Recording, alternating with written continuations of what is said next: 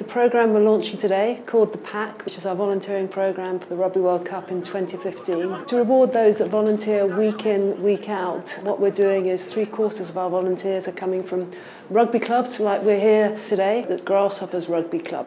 I think the way that we've done it, of the 6,000, 4,500 are from clubs and 1,500 from outside of clubs, is the right balance and the right mix.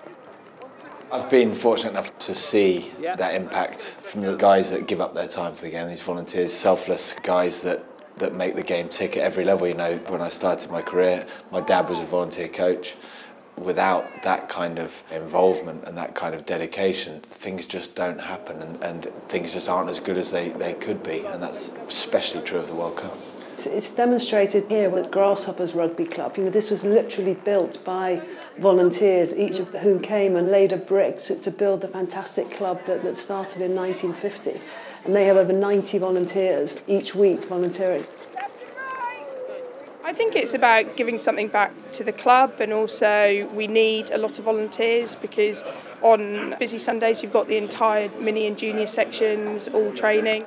Everyone volunteers, it's amazing, the volunteer section. When you look at here on a Sunday, weather conditions like it is today, and they're here every Sunday, these guys, you know, come heck or high water, they're here. I train the under-10s minis age group. We do it on a Sunday morning. A club like this, we have so many aspects of rugby. We've got the ladies rugby, we've got the touch rugby on a Monday, we've got the minis. Without volunteers, none of these things would happen. The games makers in 2012 were called that because they did in many ways make the games, and they're also the face of the event in 2015. And often if you're a team or an athlete or a spectator, the first person you see when you arrive at the airport is a volunteer. So it's important to us that we do get people that are passionate about the sport.